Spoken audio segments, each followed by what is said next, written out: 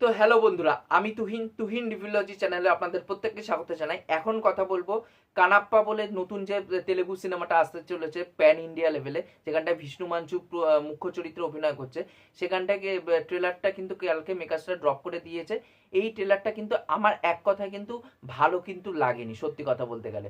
এখানটায় দেখুন, বিষ্ণু মাঞ্চুর এই যে সিনেমাটা কানাপ্পা, এটা কিন্তু তেলেগুতে কিন্তু খুব খিল্লি হচ্ছে, মানে তেলেগুর যে স্টেটগুলো আছে আন্ধ্রা তেলেঙ্গানা, সেখানটা কিন্তু প্রচন্ড পরিমাণে খিল্লি এবং ক্রিটিসাইজ কিন্তু হচ্ছে। এবং আমি একটা রিপোর্ট পড়েছিলাম, এরা কিন্তু ধরে ধরে প্রত্যেকটা যারা যারা এই ট্রেলারটাকে খারাপ বলে, মানে সরি টিজারটাকে খারাপ বলেছিল, তাদেরকে কিন্তু ধরে ধরে মেগাস্টার কিন্তু স্ট্রাইক কিন্তু পাঠিয়েছিল, এটা কিন্তু শোনা গেছে। এবং তার সাথে সাথে আমি কিছুদিন আগে আমি যেহেতু তামিলনাড়ুতে থাকতাম, এবং তামিলনাড়ুতে থাকাকালীন আমার একটা তেলেগু বন্ধুও হয়েছিল, কারণ সে ওই স্টেটে কাজ করতে গেছিল।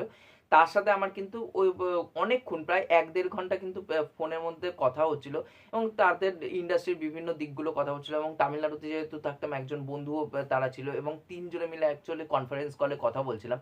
এবং এই সিনেমাটাকে নিয়ে তারা বলছিল যে এই সিনেমাটার জন্য কিন্তু বিভিন্ন ইউটিউবারকে কিন্তু স্ট্রাইক কিন্তু পাঠানো হয়েছিল, কারণ টিজারটা খারাপ বলেছিল বলে। এবং এই সিনেমাটা নিয়ে কিন্তু গ্রাউন্ড লেভেলে আন্ধ্রা তেলেঙ্গানাতে সেইভাবে কিন্তু কোনো হাইপ কিন্তু নেই।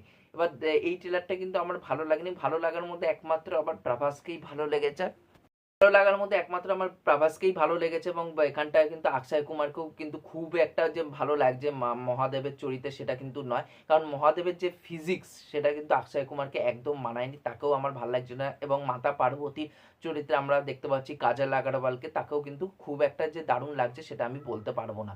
কিন্তু প্রভাসকে এখানটায় একমাত্র ভালো লাগছে। এবং মোহনলালেরও একটা ক্যামিও থাকতে চলেছে, সেটাও কিন্তু এই ট্রেলারের মধ্যে দেখিয়ে দেওয়া হয়েছে। তারও কিন্তু মানে ক্যারেক্টারটা ভালো লাগছে না।